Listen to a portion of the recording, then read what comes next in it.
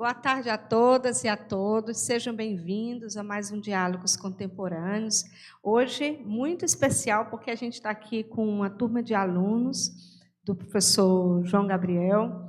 E para quem está assistindo o nosso programa pela primeira vez, para aqueles que estão em casa, que vão nos assistir aqui pelo nosso canal no YouTube, o Diálogos Contemporâneos é um projeto do curso de Direito aqui da FB-UNE. É um projeto que já tem mais de 15 anos e ele visa trazer os temas inovadores do direito, temas que estão, digamos assim, na pauta do contemporâneo. E ele tem um objetivo de humanizar o direito, de aproximar o direito às questões mais sensíveis, mais humanas, questões inovadoras. E o tema de hoje tem tudo a ver com isso, né? Quando a gente fez a programação do semestre, eu já havia falado com o professor João Gabriel e, de pronto, ele aceitou meu convite. E ele está fazendo um doutorado nessa área e a gente linka aí os diálogos diretamente com a pesquisa. E isso é também um dos nossos objetivos, né? Trazer professores pesquisadores e a pesquisa. Bom, eu vou chamar o professor João, vou primeiro apresentá-lo aqui. O professor João Gabriel, ele é graduado em Direito pela Universidade de Fortaleza, ele é pós-graduado em Direito em Processo Tributário, também pela Unifor, é mestre em Direito pela Universidade Federal do Ceará e é doutorando em Direito Constitucional pela Universidade de Fortaleza. Ele foi assessor jurídico da Secretaria de Finanças do município de Fortaleza e consultor técnico do Tribunal de Contas do Estado do Ceará, conselheiro-diretor da Agência Reguladora de Serviços Públicos Delegados do Estado do Ceará, a ARCE, e é nosso professor do curso de Direito aqui, né, nas disciplinas Teoria Geral do Direito Tributário. Ele também é mestre do Instituto dos Advogados do Ceará, o IAC. E é um grande colega, uma pessoa que eu tenho muito respeito e muita admiração, viu, João? E eu quero chamá-lo aqui, sem muitas delongas, já pedindo desculpa pelo nosso pequeno atraso de hoje, dizendo que vocês podem, quem está assistindo, né, de casa, pode colocar as perguntas no chat e a gente interagir aqui, o pessoal que está aqui também na sala fazendo pergunta. Porque o nosso tema de hoje, ele é um tema que está bem dentro da rota das inovações do direito, que é os métodos consensuais de solução de conflito. E a gente nunca pensa os métodos consensuais de conflito com direito tributário. Quando o João falou, eu digo, tá aí, João, aí uma inovação importante, né? Então, assim, que a gente traz esse tema, a gente sabe que a questão dos métodos consensuais, né, a abrangência dele para o direito do trabalho, para o direito de família, né? A gente já havia falar bastante, mas agora também no direito tributário isso é muito interessante. A gente vai ouvir sobre esse tema, por isso eu quero chamar aqui o professor João Gabriel e ele é com ele agora, tá? Então, seja bem-vindo, professor. Obrigado, professora Lídia. Boa tarde a todos, a todas, os que estão aqui presencialmente, né, aqui no Espaço da Palavra. A proposta é uma alegria, né, retornar a esse ambiente aqui, retornar de forma presencial, né, que a gente ficou um bom tempo aí afastado por conta desse isolamento, e aí retornar a ter a presença de vocês aqui, né, receber esse convite da professora Lídia, voltar a um espaço que foi idealizado pelo nosso saudoso, querido professor Genuíno, né, professora Lídia. Então, é uma alegria imensa, e agradeço também, professora, o convite, né, professora Lídia, que lidera os diálogos contemporâneos, né, que eu acho que é uma série de eventos muito importante para o nosso curso aqui, porque proporciona essa troca de saberes, troca de conhecimento, né, troca de ideias, estimula a pesquisa. Então, eu acredito que é um dos eventos mais importantes que a gente tem na faculdade, e tudo liderado de forma brilhante pela professora Lídia. E eu me sinto honrado de fazer parte, professora. Muitíssimo obrigado mesmo de coração pelo convite. Também convidar o pessoal que está vendo pelo YouTube, né, pelo nosso canal lá no YouTube, pela internet, que também participe, né, mande as perguntas, as dúvidas, as observações, enfim, críticas, o que for, né, tudo é interessante, tudo é relevante para a gente conversar aqui. Então, como a professora Lídia já destacou, né, o tema que eu propus para a gente debater aqui, para a gente refletir, é os métodos consensuais de solução de conflitos aplicados ao direito tributário, né? Então, eu até, no slide seguinte, tentei resumir aqui para vocês o cenário em que a gente se encontra dentro do direito tributário, né? Para a gente depois tentar entender por que desse tema, por que eu estou propondo a vocês essa reflexão, né? Por que eu me propus também a pesquisar isso lá no doutorado. Porque, como vocês vão ver aqui, o cenário atual no direito tributário eu reputo como um cenário bem preocupante, né? E aí vou tentar fazer um link também com essa preocupação social, da gente ter o impacto social do que a gente pesquisa, né? Então, eu vou tentar fazer esse link aqui com vocês, porque, veja só, primeiro ponto que eu queria destacar, né, sobre o cenário atual do nosso direito tributário, né, do processo tributário, enfim. Tem o CNJ, praticamente todo ano, né, ele coloca, ele lança, ele publica aquele Justiça em Números, né, que ele faz meio que um diagnóstico aí do Poder Judiciário, de como é que estão os processos, né, o número de litígios, separa por área, né, por setor, etc. E, no caso do direito tributário, tem um dado muito preocupante, que é o quê? Em relação às execuções fiscais, que talvez seja a principal ação aí do processo tributário, que é aquela ação em que o fisco, depois de constituído, em definitivo, o crédito tributário, ele ajuiza a ação de execução fiscal, né, junto ao Poder Judiciário, para forçar o adimplemento do crédito tributário. E aí, se for o caso, pede a penhora de bens, né, bloqueia a conta do contribuinte, enfim, tenta, como eu disse, forçar, fazer com que o contribuinte promova o adimplemento do crédito tributário. Então, essas ações de execução fiscal, segundo o CNJ, elas são responsáveis por quase 40% do total de processos em trâmite hoje no Poder Judiciário. Então, se você pega de 100 processos que estão tramitando no Poder Judiciário, quase 40 é execução fiscal. Os outros 60 é o resto tudo, né, que a professora Lídia falou. Casos de família, direito civil, direito, enfim, litígios de outra natureza com o poder público, mas só de execução fiscal é quase 40%. É muita coisa, né? E um outro dado também interessante que a gente pode extrair dessa própria pesquisa do CNJ é o tal do tempo de giro do processo, que no caso das execuções aí, ele é maior do que 6 anos. O que é que isso significa? Só para a gente entender. Se a gente decidisse, olha, o Poder Judiciário não vai receber mais nenhum processo de execução fiscal a partir de hoje. A partir de hoje, não recebe mais nenhum processo de execução fiscal. Quanto tempo o Judiciário leva para julgar os que já estão lá, os que já foram ajuizados, que estão aguardando a decisão? Quanto tempo o Poder Judiciário demoraria para abater tudo? Mais de 6 anos. Mais de 6 anos ele levaria para julgar o que já está lá, de execução fiscal, né? Considerando que não vai mais ajuizar nenhuma execução fiscal, só para vocês verem o nível de congestionamento que os processos fiscais causam ao Poder Judiciário, né? E aí toda aquela demora, toda aquela burocracia, toda aquela ineficiência, estão aqui, né? Estão aqui, demonstrados aqui em números, né? Um outro dado também que ilustra um pouco esse cenário preocupante, a gente tem um excesso de contencioso tributário. E aí eu falo não só de Poder Judiciário, mas pegando todo tipo de contenda fiscal, tanto no âmbito administrativo como judicial, você pega tudo. Contencioso administrativo tributário, processos que não estão ainda no contencioso, mas estão inscritos em dívida ativa. Se você somar tudo isso aí foi até um estudo feito pela Ernst Young, né, uma empresa aí, fez uma auditoria aí contratada e constatou isso aí, que a gente tem, eu acho que era o ano de 2018, 3,4 trilhões de reais em disputa.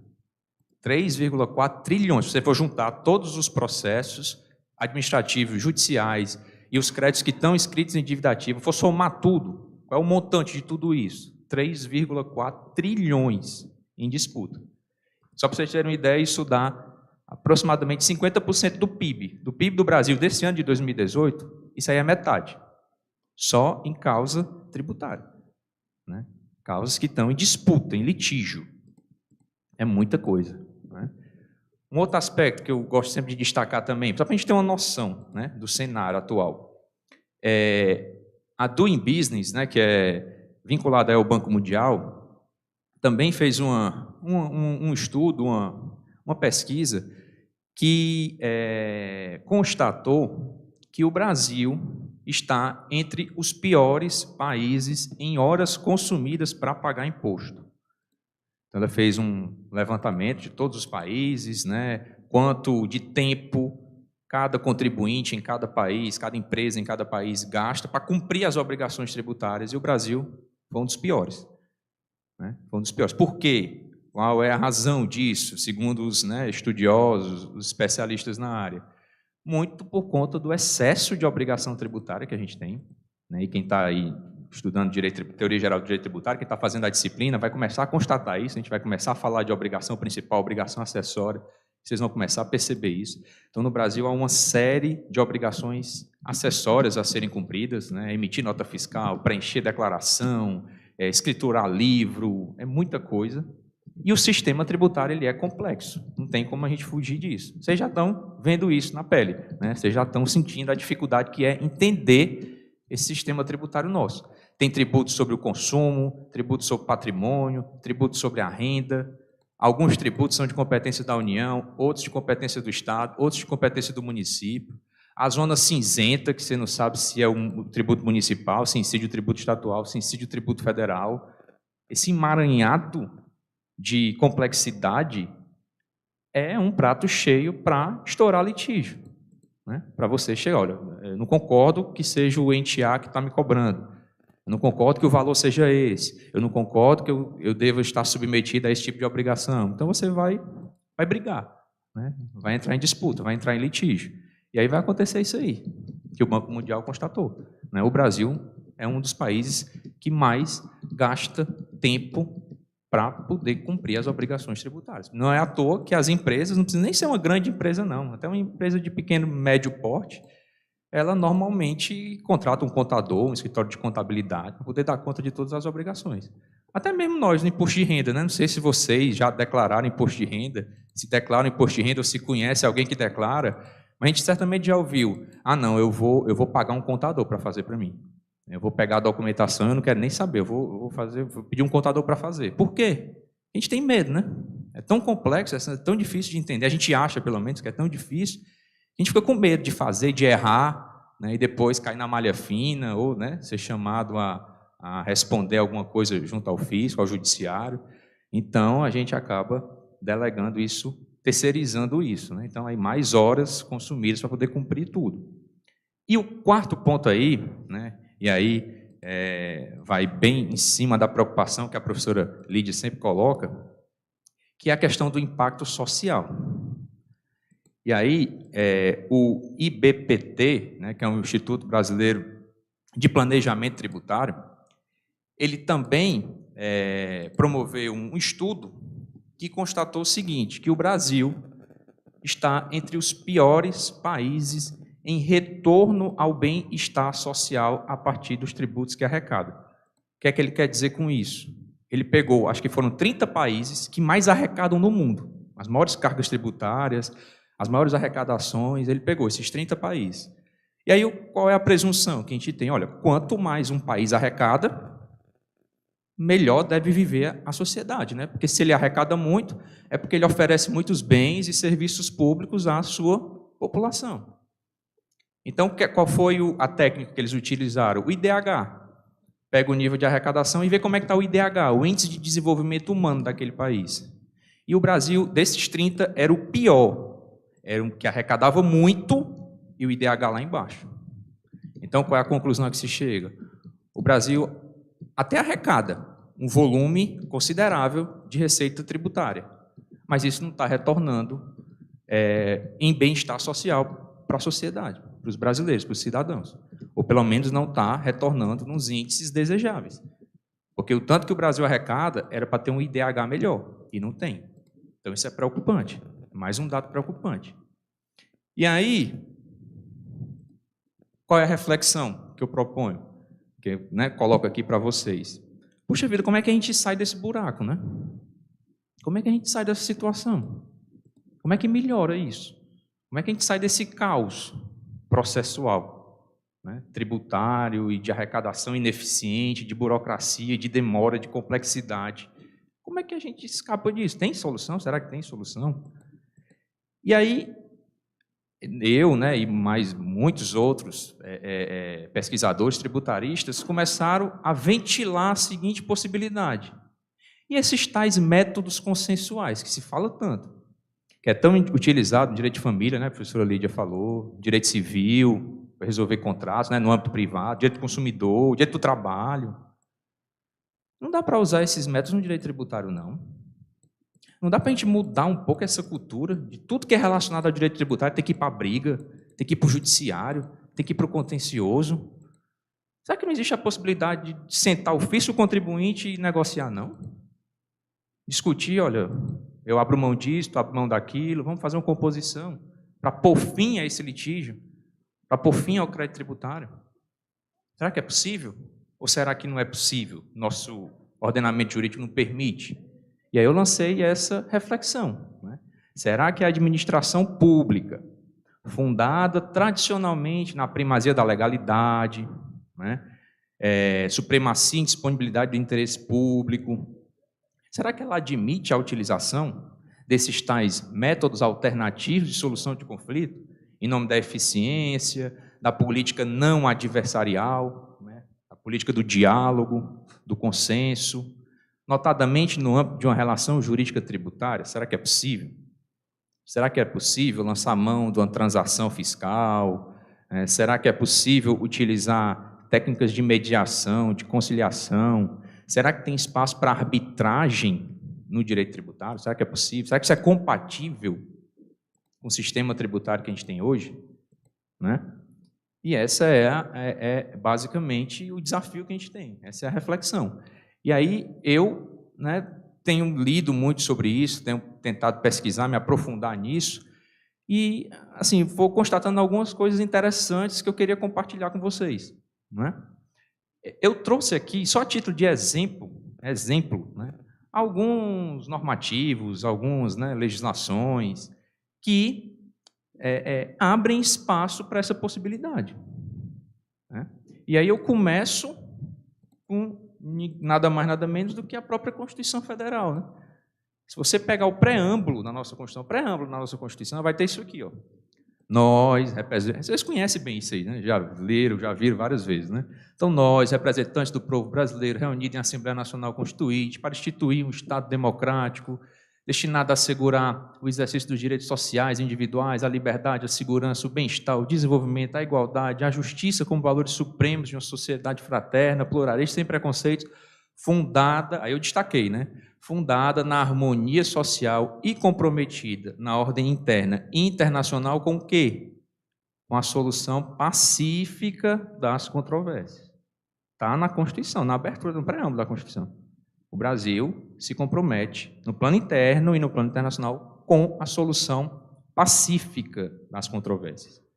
Então já é um recado que o Constituinte de 88 já deu. Busquemos a solução pacífica. Busquemos essa cultura do diálogo, da negociação, do consenso, em detrimento dessa coisa da disputa, de querer a qualquer custo que a sua visão prevaleça, que o seu direito de alguma forma prevaleça do jeito que você bem entende. E aí, saindo da Constituição Federal, tem outros dispositivos interessantes que merecem destaque, que, repito, abrem espaço para essa possibilidade de utilização desses métodos consensuais de solução de conflitos. Você pega o CPC, o novo CPC, o CPC de 2015, o artigo 3º, parágrafo 3º do CPC, vai dizer que a conciliação, a mediação e outros métodos de solução consensual de conflitos deverão ser estimulados por juízes, advogados, defensores públicos e membros do Ministério Público, inclusive no curso do processo judicial. Quem está dizendo isso não sou eu, quem está dizendo isso é o próprio CPC. Artigo 5º, aquele que, de qualquer forma, participa do processo deve comportar-se de acordo com a boa-fé. Está dito no CPC. As partes envolvidas num litígio têm de agir de boa-fé. Sexto, todos os sujeitos do processo devem cooperar entre si para que se obtenha em tempo razoável decisão de mérito justa e efetiva. As partes devem cooperar entre si. É um mandamento do CTN, as partes devem cooperar. Então, percebam que já há uma mudança de pensamento, uma mudança de cultura. As partes têm que cooperar, têm que agir de boa fé, têm que procurar a solução pacífica dos conflitos, né? E por aí vai. Né? O próprio CPC, a pessoa, tá, mas isso aí acontece no âmbito do direito de família, acontece no âmbito do direito de trabalho, direito civil. Tá, mas o CPC também fala sobre a utilização desses métodos pelo poder público, pela administração pública. Olha aí o 174 e 175 do CPC. Olha o que é que eles dizem. Ó. A União, os Estados, Distrito Federal, municípios, criarão câmaras de mediação e conciliação, com atribuições relacionadas à solução consensual de conflitos no âmbito administrativo. Tais como, aí vai, dirimir conflito envolvendo órgãos ou entidades da administração pública, avaliar a admissibilidade dos pedidos de resolução de conflito por meio de conciliação no âmbito da administração pública, promover, quando couber, a celebração de termo de ajustamento de conduta. E o 175 diz que as disposições dessa seção não excluem outras formas de conciliação e mediação. Então, o CPC introduz esses mecanismos dentro da administração pública. Então, não é só na esfera privada, não são só nas relações privadas que a gente pode utilizar esses métodos de solução de conflito, métodos alternativos que chamam de solução de conflito. Na administração pública também. Na relação do cidadão com a administração pública, isso também é possível, isso é, inclusive, fomentado pelo próprio CPC. Né? O que mais? Destaco aqui a Lei 13.140, de 2015, que dispõe sobre a mediação entre particulares como meio de solução de controvérsias e sobre a autocomposição de conflitos no âmbito da administração pública. Dá espaço, mais uma vez, para utilizar isso na administração pública. A Lei 7.347, a que trata da ação civil pública, e dá, lá no artigo 5º, parágrafo 6º, dá a possibilidade das partes, né, dos órgãos lá de controle, dos legitimados à ajuização de civil pública, de lançarem mão do que vocês conhecem, né, o tal do compromisso de ajustamento de conduta. Né? Então, eles podem fazer isso. O que é um compromisso de ajustamento de conduta, pessoal? Nada mais é do que uma negociação, não é? É um acordo, né? Olha, você fez isso e isso errado, descumpriu a legislação e eu vou te dar a chance de corrigir isso no prazo tal, sob pena de acontecer isso, isso e isso. Mais ou menos uma conciliação, um acordo, uma transação, uma negociação entre as partes. Né? Isso já está autorizado desde 85 pela lei que disciplina a ação civil pública. Né? Permite que isso seja feito, inclusive, na esfera pública. Né? Opa, aqui eu acabei foi voltando. Lei 9.307, a lei de arbitragem. Né? A lei que instituiu a arbitragem no Brasil, desde 96. E que depois, em 2015, foi modificada para tornar expresso isso aqui, ó. As pessoas capazes de contratar poderão valer-se da arbitragem para dirimir litígios relativos a direitos patrimoniais disponíveis. Parágrafo 1º. A administração pública direta e indireta poderá utilizar-se da arbitragem para dirimir conflitos relativos a direitos patrimoniais disponíveis. Está dito literalmente com todas as letras que a administração pública, seja direta, seja indireta, não é só para a empresa pública, não é só para a sociedade de economia mista, não. Os órgãos da administração direta podem se utilizar da arbitragem para dirimir conflitos. Está dito expressamente na lei de arbitragem.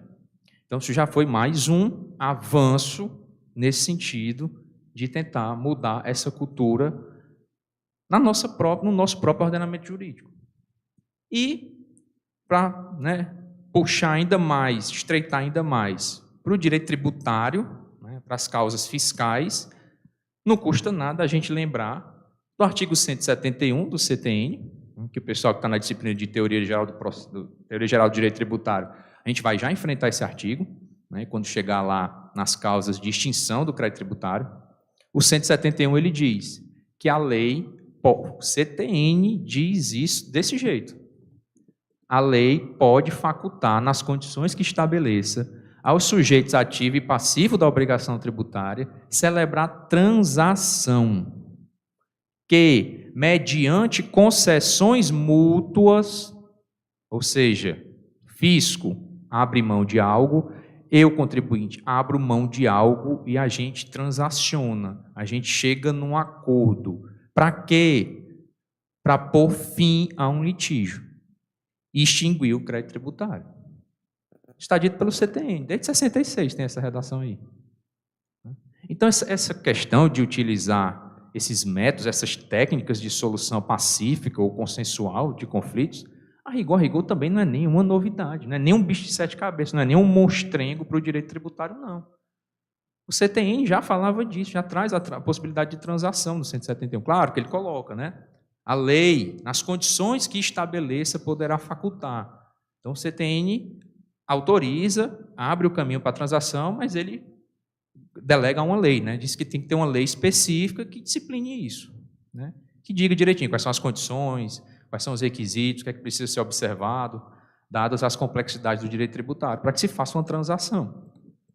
E no âmbito federal, a União, recentemente, 2020, regulamentou isso aí. Aprovou a lei, vocês já devem ter visto a notícia, né?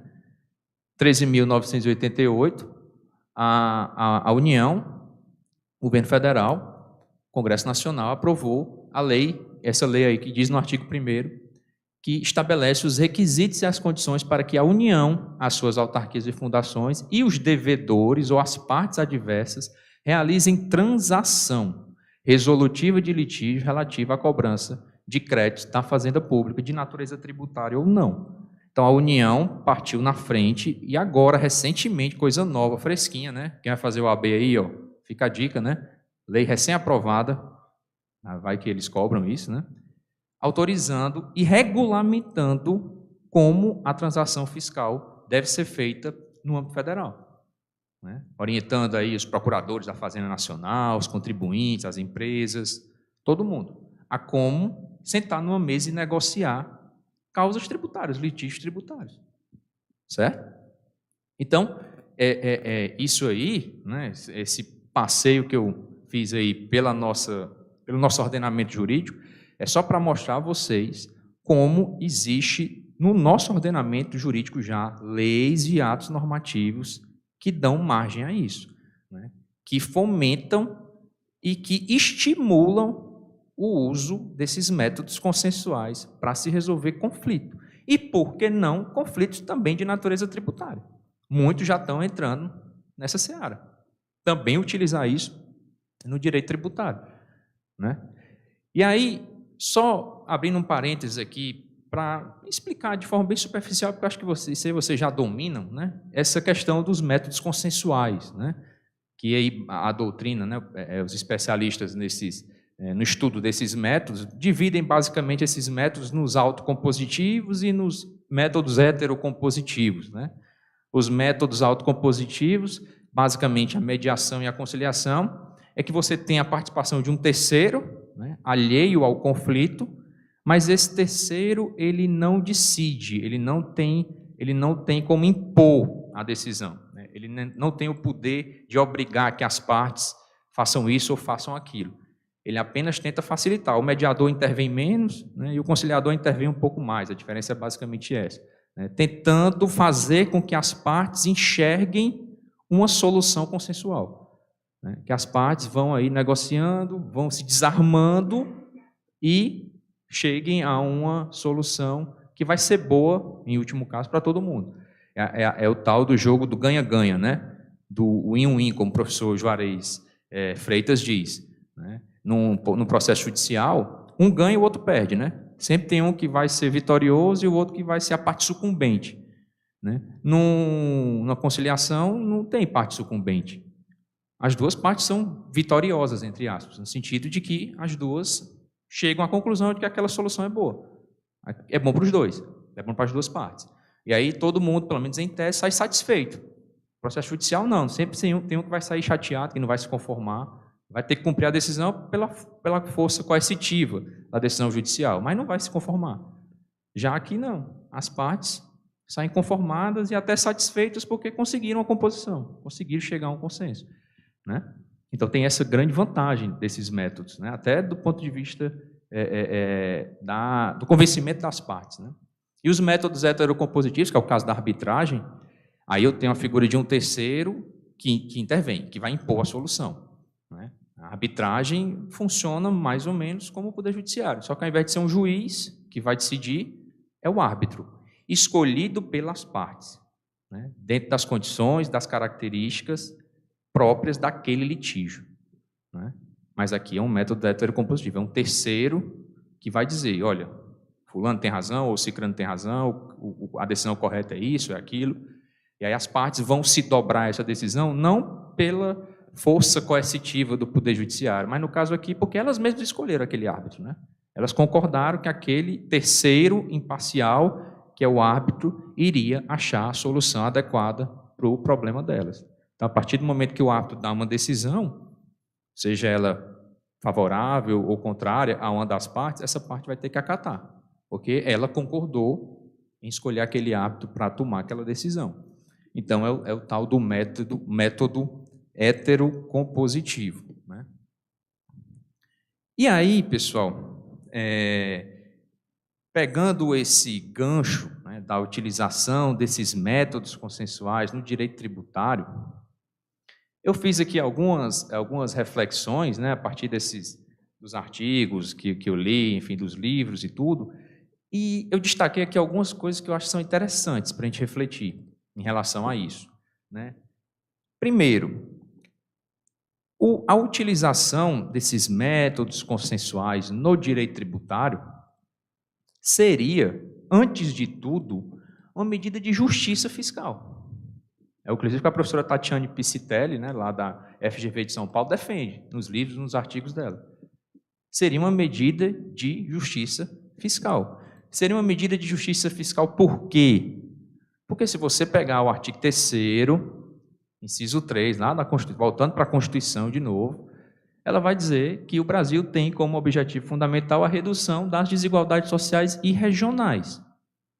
Ora, uma das maneiras de você procurar reduzir essas desigualdades regionais ou sociais seria o quê? O Estado conseguir receita, conseguir uma boa arrecadação para poder destinar esses recursos exatamente na solução dessas desigualdades, dando estímulos, né, incentivos, fazendo políticas de desenvolvimento regional ou desenvolvimento social.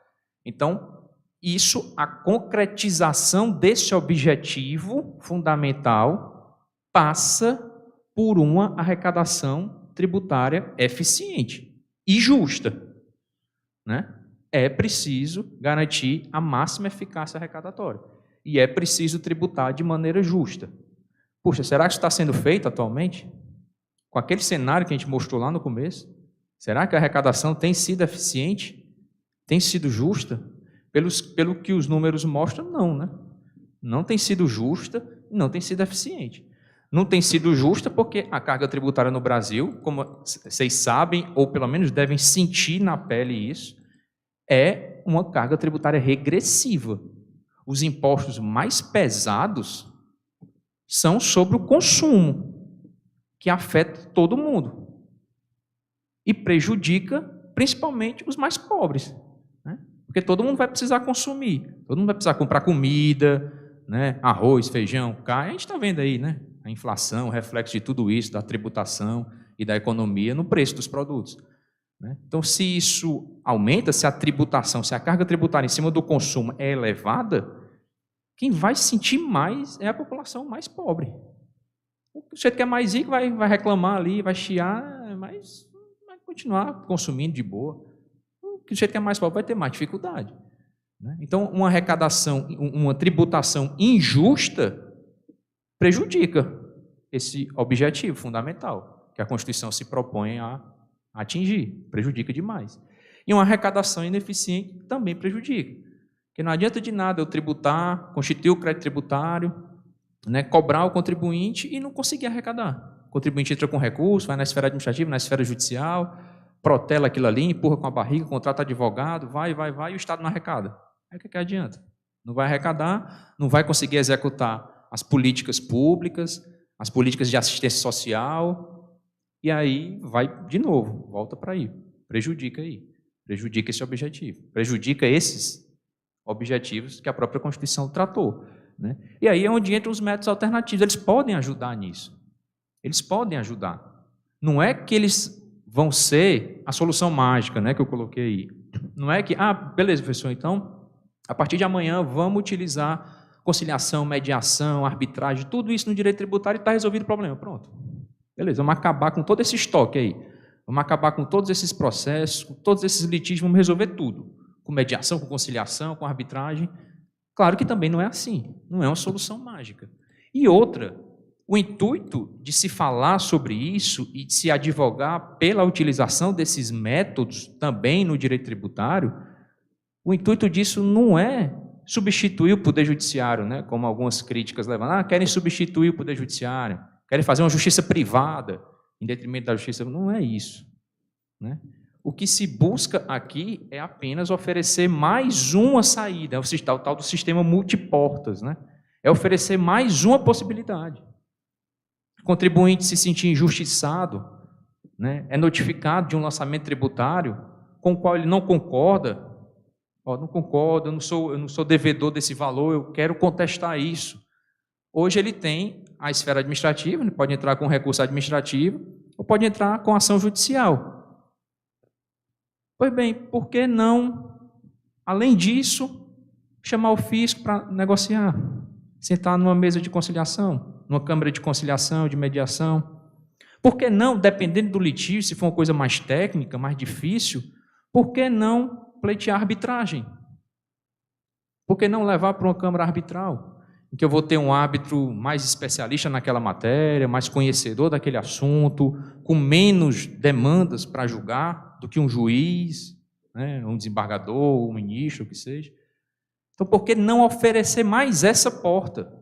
Não é que ela vai substituir o judiciário, né? Mas é mais uma possibilidade. Dependendo do caso, dependendo da situação do contribuinte, pode ser mais adequada a arbitragem. Ou, dependendo do caso, pode ser mais adequado o processo administrativo mesmo. Ou um mandato de segurança, que vai resolver isso no judiciário. Depende, mas é mais uma opção, né? Eu acho até interessante a comparação assim, né, que o professor Hugo de Brito Machado II faz com o estímulo ao transporte coletivo, né? Muitos municípios, né, muitas cidades buscam estimular o uso do transporte coletivo, né? Utilizar metrô, utilizar ônibus, bicicleta, né? A gente já vê agora as ciclofaixas e tal. Estimula até mesmo a caminhada, se você mora perto do seu destino, vá caminhando, né? Ou vá de bicicleta, ou vá de ônibus, ou vá de metrô. Mas com isso não se quer abolir o uso do automóvel particular. Não é esse o intuito. Estimular o uso do transporte coletivo não é para poder acabar com o transporte particular, com o automóvel, não é isso. É o quê? É para que até os que vão utilizar o automóvel particular utilizem num sistema mais fluido, né, que não tenha tanto engarrafamento, uma coisa mais sustentável, não é? O intuito não é um substituir o outro, é que a partir do momento em que eu estimulo o transporte coletivo, estimulo o uso de bicicleta, estimulo o uso da caminhada, eu vou descongestionar os outros meios de transporte e a coisa fica mais equilibrada, fica mais fluida e melhora para todo mundo, né? Esse é o objetivo. Mal comparando, a comparação que o professor Hugo II faz é essa. Quando se defende o uso de métodos consensuais no direito tributário, não é porque eles querem substituir o juiz, ou querem substituir o poder judiciário, a justiça pública, né, a justiça estatal. Não é isso. É oferecer mais uma via. Porque aí eu posso tirar alguns casos pontuais do judiciário e levar para uma via de solução mais adequada. Ele vai ser resolvido de forma mais séria e mais eficiente, né? Porque a gente sabe também que tem um problema que, por exemplo, um juiz que vai pegar uma causa tributária, às vezes um ministro, um desembargador, ele tem que julgar outras causas de outra natureza, né? nem sempre ele vai ter um conhecimento tão aprofundado, tão específico naquela matéria tributária, porque ele tem que julgar outros casos, de outra natureza. Então, às vezes ele nem tem, são tantos processos que talvez não vai ter nem tempo de se aperfeiçoar muito naquela matéria. Então, talvez uma coisa muito técnica, muito específica, não seja adequado levar para esse juiz ou para o desembargador, seja mais adequado levar para uma câmara arbitral, que eu posso eleger um árbitro especialista naquele assunto, que vai dar uma solução mais adequada e mais célere, mais rápida, mais eficiente. Né? Então, a ideia é oferecer esse tal sistema multiportas, é mais uma opção. Não é? Aí, vamos lá. Né? E quais são, deixa eu ver aqui como é que está meu tempo, né? Também para não esticar muito. Então, quais seriam os obstáculos? Né? E aí, para a gente entrar numa discussão, aprofundar um pouco mais essa discussão. Tá, professor, então, e por que não se utiliza isso hoje? Você está dizendo aí que é tão bom, que pode ter tantas vantagens, que pode ajudar a resolver o problema, então por que não utilizaram ainda? Por que a gente ainda não implementou? Né? O que é que está faltando? Existem alguns obstáculos, né, que a doutrina coloca, que alguns que são mais tradicionalistas, mais conservadores, têm receio de utilizar esses métodos, porque esses métodos podem colocar digamos assim, em xeque algumas conquistas estruturais do direito tributário. Por exemplo, há quem diga que esses métodos não são compatíveis com o próprio conceito de tributo, que a gente já estudou lá no direito tributário, né, na disciplina de direito tributário. Por quê? Porque o conceito de tributo diz que tributo é prestação pecuniária, a gente já viu, né? É prestação pecuniária, é prestação compulsória e cobrada mediante atividade administrativa plenamente vinculada. Então, qual é a possível contradição aí? Ora, se, como o próprio nome já diz, esses métodos são métodos consensuais, ou seja, se eles precisam da vontade da parte, a parte precisa querer, precisa optar por esse método, a partir da autonomia da vontade dela. Se o uso desses métodos consensuais de solução de conflito partem do princípio da autonomia da vontade, da parte querer, como é que isso pode ser compatível com o direito tributário, se tributo é prestação compulsória? Tributo independe da vontade das partes. A prestação tributária não leva em consideração a vontade das partes. Ela decorre diretamente da lei. Não tem espaço para a vontade, para o elemento vontade, para o querer, para a escolha. Então, será que isso seria incompatível? Os métodos consensuais que partem da autonomia da vontade não seriam compatíveis com o conceito de tributo que excluem a autonomia da vontade, já que tributo é prestação compulsória, que independe da vontade das partes. Esse é o primeiro obstáculo que se coloca. Mas, em relação a isso, por outro lado, né, alguns especialistas aprofundam um pouco mais disso, mas não tem conflito nenhum em relação a isso. Porque o que o conceito de tributo traz, esses elementos que o conceito de tributo traz, são elementos que definem a incidência, o momento da incidência tributária. É dizer o seguinte: qual é o fato gerador do imposto de renda? Auferir renda ou provento de qualquer natureza. Isso é o que está previsto na lei. Eu, João Gabriel, trabalho, recebo meu salário. A partir do momento que eu recebo o salário, que eu tenho a disponibilidade econômica desse dinheiro, eu realizei o fato gerador do imposto de renda, independentemente da minha vontade. Se eu quis pagar imposto de renda, se eu não quis, o fato é que eu realizei. Então, a partir desse momento, o tributo incide. Ele incide a partir do que a lei determina. Não tem vontade da parte coisa nenhuma. Só que esse momento que se fala aí, do uso dos métodos consensuais, é um momento posterior. Depois que o tributo incidiu, depois que o fato gerador foi realizado, depois que surgiu o crédito tributário e que ele foi constituído mediante a atividade administrativa plenamente vinculada, surgiu um conflito, surgiu uma divergência, surgiu uma dúvida. E por que não levar esse conflito à solução por um método alternativo? Eu não estou discutindo a incidência tributária. A incidência tributária ela é automática, ela é impositiva, decorre da lei, ok. Mas a partir disso, a consequência que isso gera é a constituição do crédito tributário. E aí, sobre a constituição do crédito tributário, sobre os valores, pode haver divergência. E essa divergência não tem problema nenhum, a princípio, ser levada para a solução por um método alternativo de solução de conflito. Não há uma contradição com o conceito de tributo. Não há uma contradição com o artigo 3º do CTN. Certo? Outro ponto que se coloca como obstáculo. Mas no direito administrativo prevalece um princípio lá que eles chamam de princípio da indisponibilidade do interesse público. Vocês já ouviram falar disso? Já estudaram isso no direito administrativo? A indisponibilidade do interesse público.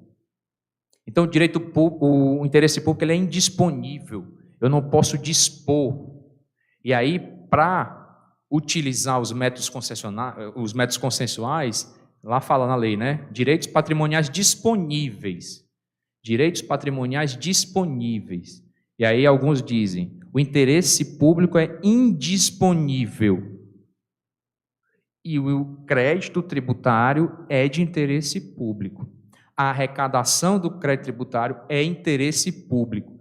Então, arrecadar esse dinheiro oriundo da cobrança do tributo é interesse público. Portanto, os agentes do fisco não podem dispor daquilo que em tese não pertence a eles, pertence ao Estado. Então, como é que o procurador da Fazenda vai negociar um crédito tributário se esse crédito tributário não pertence a ele, procurador? Pertence ao Estado. E o crédito tributário seria indisponível. É um argumento que se levanta contra a possibilidade de se utilizar esses métodos. Mas aí, quem aprofunda mais o assunto, pega e diz o seguinte, mas espera aí, primeiro, o próprio direito administrativo mostra a diferença entre interesse público primário e interesse público secundário. Interesse público primário é aquele que tem a ver com o interesse da sociedade mesmo. Então, veja bem, pode ser que, a depender do caso, o interesse público primário, o interesse da sociedade, o interesse da coletividade, seja não arrecadar o tributo. Ou arrecadar o tributo em valores mais, digamos assim, flexíveis.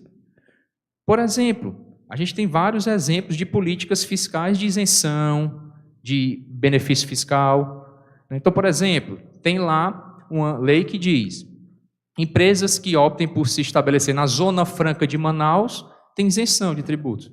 Não vai pagar IPI, não vai pagar ICMS, se optarem por se estabelecer na Zona Franca de Manaus. Isso é interesse público ou não é? É interesse público ou não? É interesse público. Né? É de interesse da coletividade que empresas se estabeleçam naquela região para levar desenvolvimento lá, estimular a economia, emprego, numa região que, se não fosse esse incentivo, as empresas não iam. Iam ficar em São Paulo, que tem, né, uma infraestrutura melhor, está perto do mercado consumidor, não iam para a Zona Franca de Manaus. Mas por conta do incentivo fiscal vão. Então, veja, eu tenho uma política de não arrecadação, eu não vou cobrar tributo, eu não vou arrecadar tributo das empresas que se estabelecem na Zona Franca de Manaus, e isso é interesse público. Isso é interesse público. Estou abrindo mão do tributo, isso é interesse público. Vez por outra, entra governo, sai governo, né? E eles dão, a gente até conversou isso na sala de aula, né? Dão isenção ou redução de IPI para produto da linha branca. Né? Agora, de novo, esse governo deu de novo. Isenção de produtos, de IPI para produtos, isenção não, redução, né? De IPI para produtos da linha branca, geladeira, micro-ondas, fogão. Isso é interesse público? Segundo os especialistas, os economistas, é interesse público. Por quê? Porque esses produtos vão ficar mais baratos e, mesmo diante de um cenário de crise econômica, as pessoas vão se sentir estimuladas a continuar consumindo. E aí isso vai ser bom para a economia, vai ser bom para o país. Então, veja, eu estou reduzindo a carga tributária e isso é interesse público. Então, por que utilizar método consensual seria contra o interesse público? Pode ser que não. Quer dizer que é do interesse público deixar aqueles processos tudo parado lá, aqueles 3,4 trilhões lá, né, sem arrecadar? Isso não é interesse público. Então, o interesse público é arrecadar de forma eficiente. Se for para permitir que os agentes do fisco negociem com o contribuinte, que se permita. Claro, dentro das regras, dentro das condições, mas isso não vai ferir necessariamente o interesse público. Né? O próprio Supremo próprio Supremo já disse isso. Né? Tem uma decisão do Supremo, até boto aí para vocês, em que ele reconhece isso. Né? Até resumir lá. Ele reconhece que há casos em que o princípio da indisponibilidade do interesse público deve ser atenuado nesse sentido. Né? Deve ser flexibilizado. Né? Ou deve ser pensado de uma forma mais profunda. Né? E aí tem mais. Isso pode ferir a isonomia, pode ferir a impessoalidade, pode ferir a transparência. Porque eu vou fazer um acordo com o Isaac, vamos fazer um acordo aqui e tal, tu está devendo IPTU, vamos sentar aqui e fazer um acordo, eu tiro a multa, eu deixo tu parcelar em tantas vezes, e aí a gente chega no acordo e tu paga o IPTU. Beleza. Aí o Davi vai pedir também, e aí eu diz, não, mas Davi, para ti eu não dou não. Contigo eu não quero negócio não. Contigo eu não vou transacionar não. Só com o Isaac.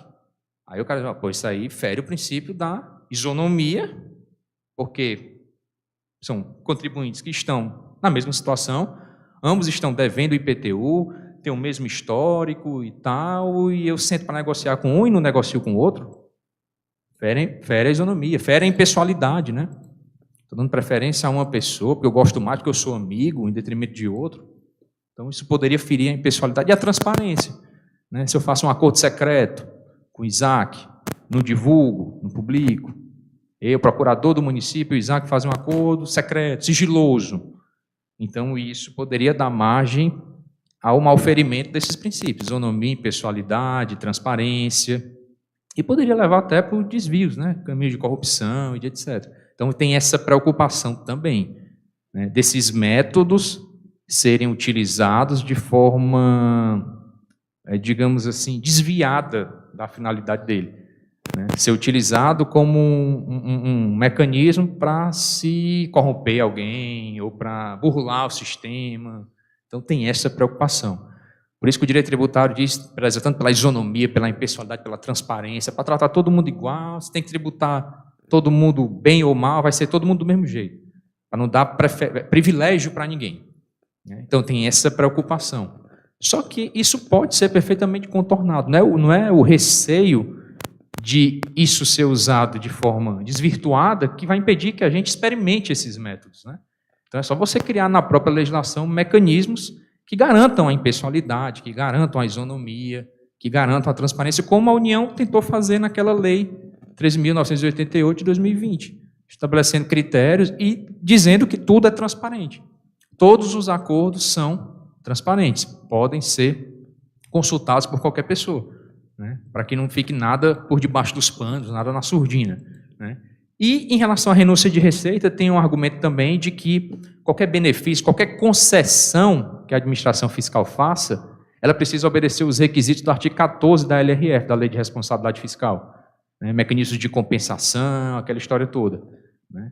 E aí, de novo, isso não seria empecilho, porque, por exemplo, na arbitragem não tem renúncia de receita. Né? A arbitragem funciona parecido com o Poder Judiciário. Eu tenho um árbitro que vai analisar o caso, analisar os argumentos das partes e vai dar uma decisão. Essa parte tem razão ou essa parte tem razão. E a decisão dele vai ter que ser cumprida. Ponto final. Não está havendo renúncia de receita. O fisco não está abrindo mão, ele não está concedendo parte do crédito tributário. Eu estou abrindo mão de parte do crédito tributário. Não, ele não está abrindo mão, não. Ele só escolheu um mecanismo de solução, no caso a arbitragem, e o árbitro decidiu, olha, o fisco não tem razão, o contribuinte está certo, então esse crédito tributário não é devido. Então não é o fisco que está abrindo mão desse crédito, é o árbitro que está julgando e dizendo que ele não tem direito. Então eu não estou renunciando à receita, isso não é renúncia de receita. Então não tem por que se falar no artigo, descumprimento do artigo 14 da LRF, certo? E aí tem aquela decisão do STF que eu falei. E aqui, só para fechar, né?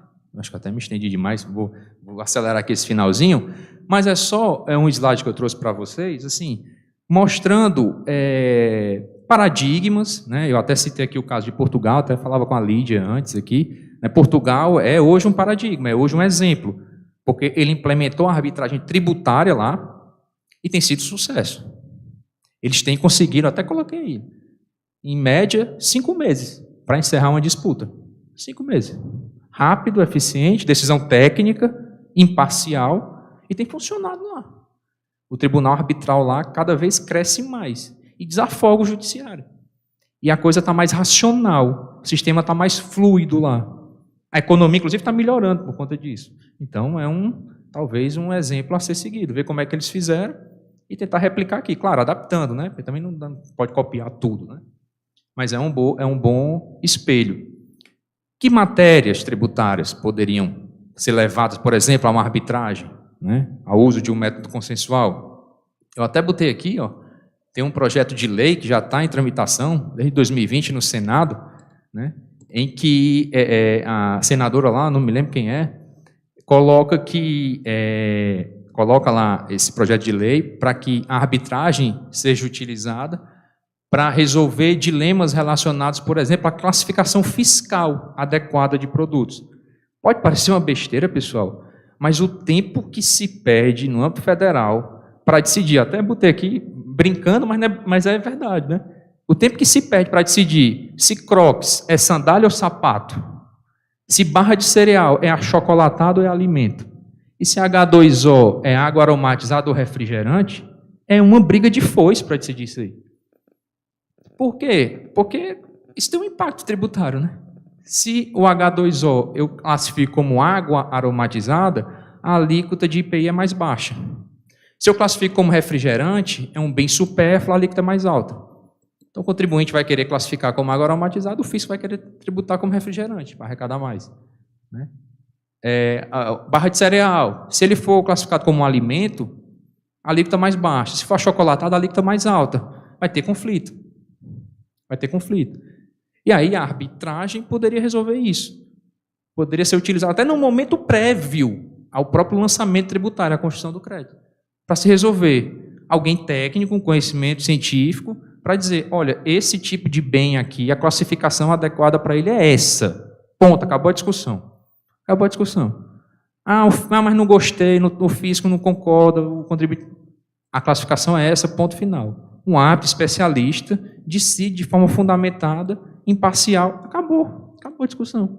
Se evita um bocado de processo no contencioso. Né? Então, é uma possibilidade. Tem outro projeto de lei, acho que é do senador Anastasia, que também está tramitando no Senado. Esse aqui avançou um pouco mais, né? Prevê a arbitragem tributária na fase de execução fiscal.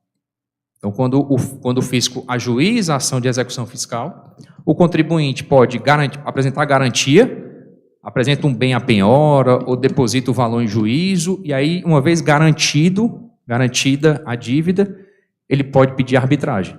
Né? Pode tirar do judiciário e levar para a arbitragem. Então, tem esse projeto de lei do senador Anastasia que também vai nesse sentido. Né?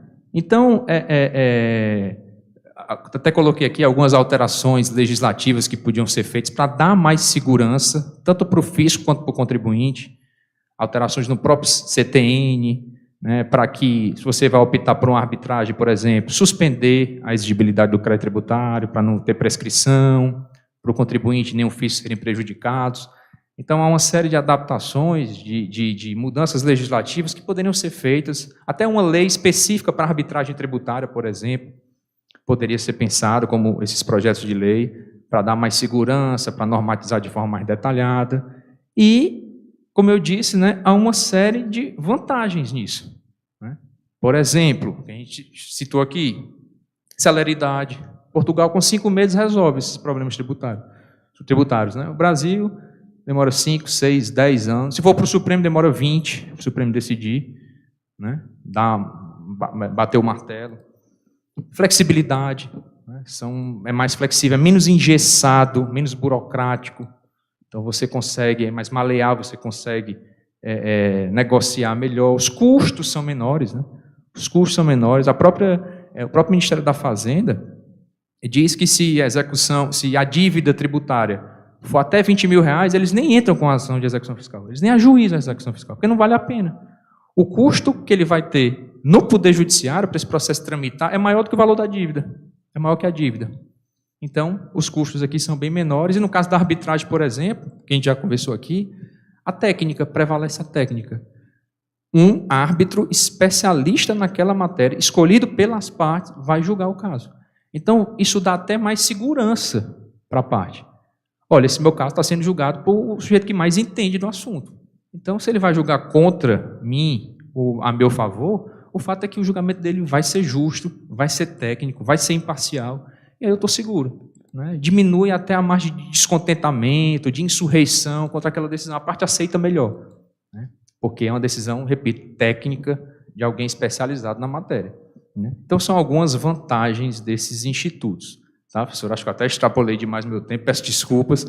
Mas, assim, só para trazer para a reflexão de vocês, muito obrigado pela atenção.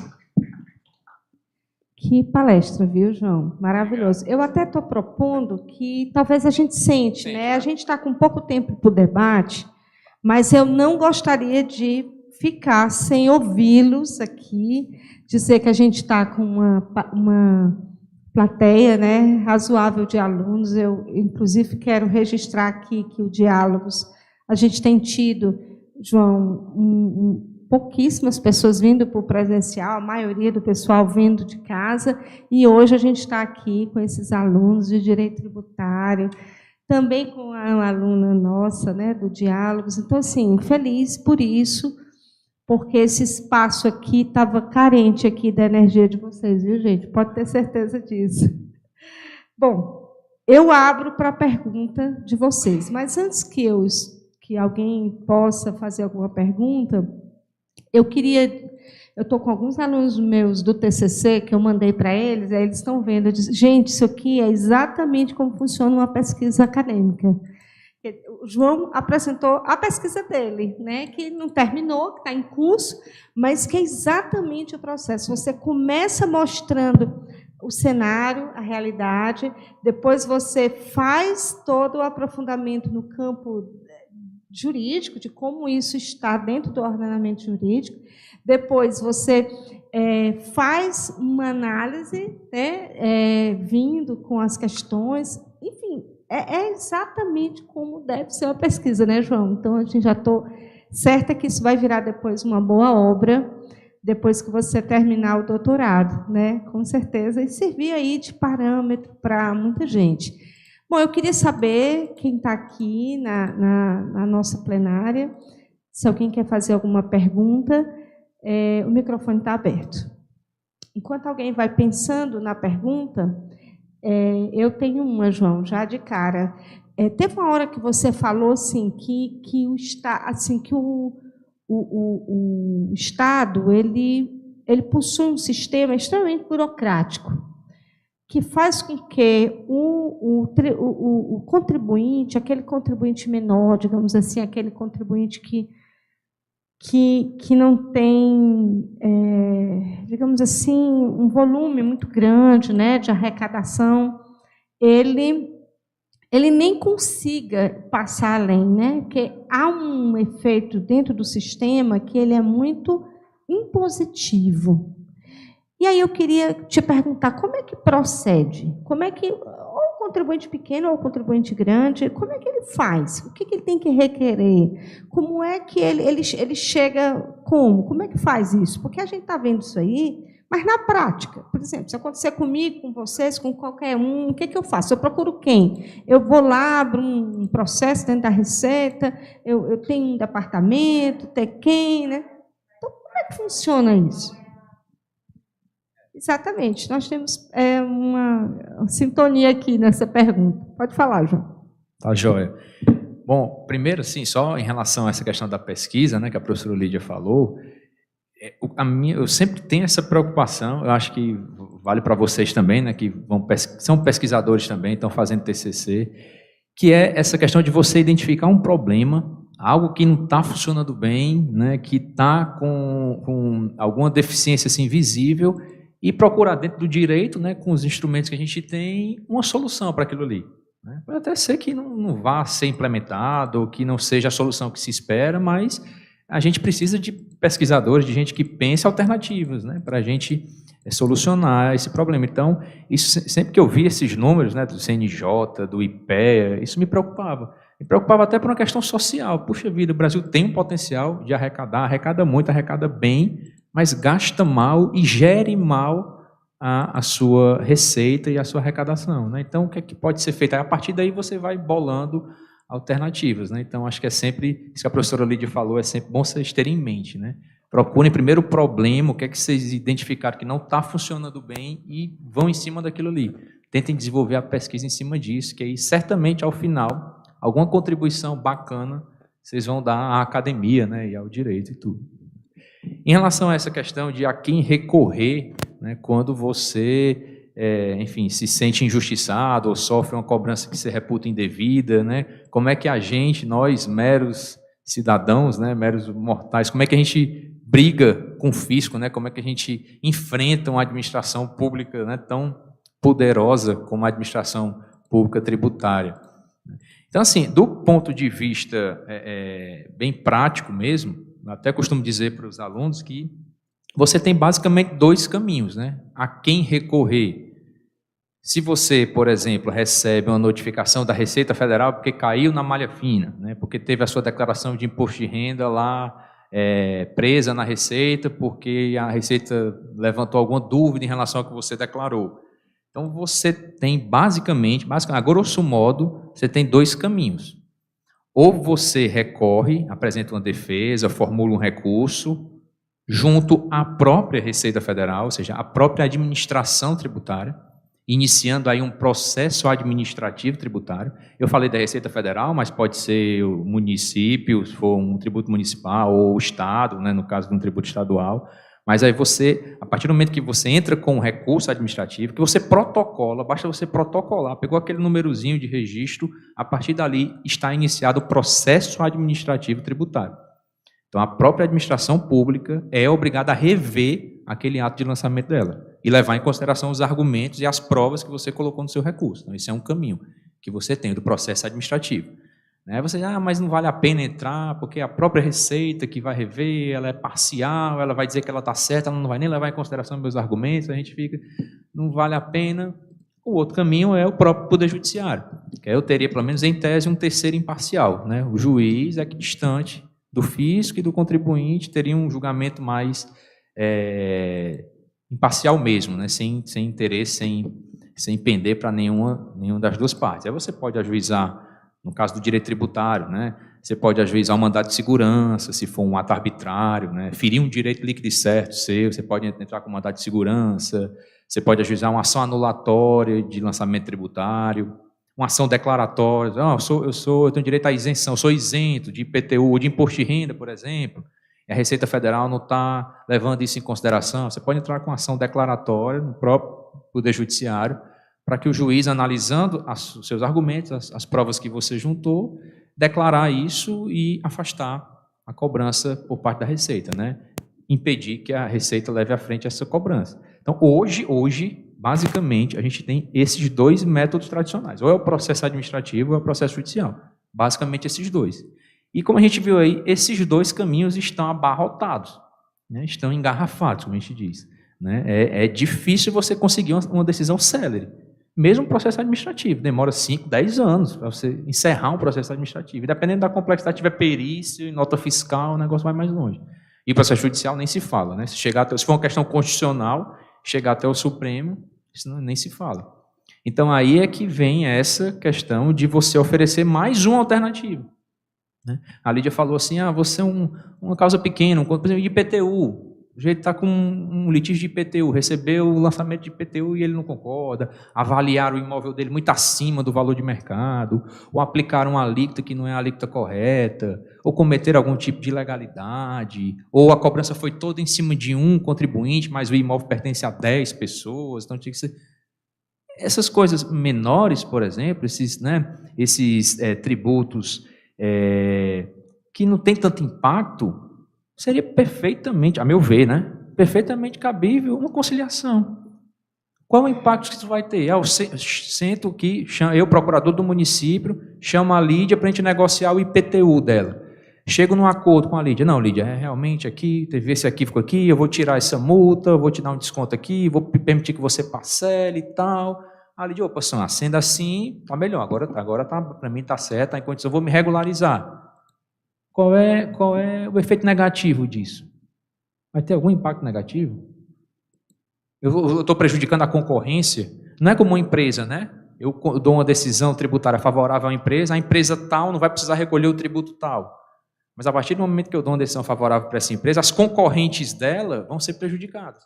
As concorrentes dessa empresa vão estar pagando aquele tributo e ela foi favorecida. Aí tem uma coisa mais complicada. Eu estou interferindo na livre concorrência, né, num princípio constitucional. Mas nesses tributos menores, pessoais, assim, qual é o impacto disso? Se eu concedo um tratamento vantajoso, né, no caso da Lídia, eu vou estar prejudicando? Outras pessoas vão estar prejudicadas por isso? Não. Outras pessoas que também tiverem problema com o IPTU podem sentar com o fisco e negociar. Né? Então, é isso que eu digo. Hoje, né, voltando para arrematar a pergunta, hoje os métodos tradicionais são esses: processo administrativo e processo judicial. E o que está se propondo é oferecer mais alternativas. Né? Uma conciliação, ou uma arbitragem, se for essas coisas mais técnicas, né, mais intrincadas. Por que não a arbitragem? Coisa mais especializada, célere, pontual.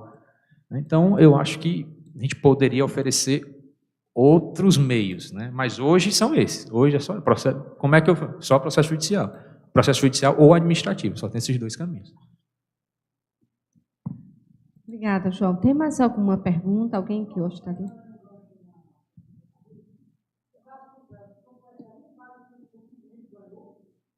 No processo administrativo? Tem. Não é tão incomum não, viu? Não, a gente tem essa sensação, né? Mas tem, viu, Vidmar? Tem. Tem. E assim, o processo administrativo, ele tem umas vantagens, né? Por mais que a gente tenha esse receio, né? A própria administração pública que vai julgar, então provavelmente ela vai julgar contra o interesse do contribuinte, né? Na pior das hipóteses, vamos supor que ela julgue contra o contribuinte mesmo, você em tese não vai ter prejuízo, você continua tendo a possibilidade de entrar na justiça, de levar o caso ao Poder Judiciário. Se você não tiver obtido êxito no processo administrativo, você ainda tem o caminho do processo judicial. Entendeu? Então, o contribuinte em tese não perde tempo, né? Mas em tese ele não perde as alternativas que ele tem. Então, se ele passou 5 anos discutindo no processo administrativo e a decisão final foi desfavorável a ele, não acabou, não morreu para ele. Ele ainda tem a possibilidade de recorrer ao judiciário. Mesmo depois de 5 anos, mesmo depois de todo o processo administrativo, ele ainda pode recorrer ao judiciário. Como poderia ter feito logo no começo também. Então, assim, nem sempre é desfavorável ao contribuinte. Existem casos de que o lançamento é revisto pela própria administração e o contribuinte já mata no processo administrativo, já resolve o problema. E na pior das hipóteses, mesmo que não resolver, mesmo que a decisão do processo administrativo seja contra o contribuinte, ele ainda vai poder, ainda assim, recorrer para o judiciário. Então, ainda tem essa possibilidade. Certo? É isso? Bom, gente, então eu queria agradecer muitíssimo a presença do professor João Gabriel, dizer que foi excelente, sabe, João, assim, com muita, acho que fica aqui na nossa memória, eu estava comentando da importância da gente gravar, porque a gente pode assistir essa aula depois, né, pode ver depois, pode replicá-la, né, depois. Agradecer a presença dos alunos que vieram hoje, vocês não sabem a felicidade que me deram. E dizer, inclusive, que segunda-feira a gente já tem mais um diálogo. Dessa vez a gente vai fazer 2 em seguida, não é comum, mas nós vamos fazer com a professora Virgínia Porto, que, aproveitando aí a data do Dia do Trabalhador, que é domingo, a gente vai discutir sobre ambiente psíquico do trabalho na contemporaneidade. É um tema super em voga, a gente está vendo muitos problemas, né, de adoecimento psíquico no ambiente de trabalho, e a gente vai discutir esse tema, ela é do direito do trabalho e vem aí nessa interface aí bem interessante. Desejar boa noite a todos e aguardar vocês segunda-feira que vem. Até lá, pessoal. Obrigada.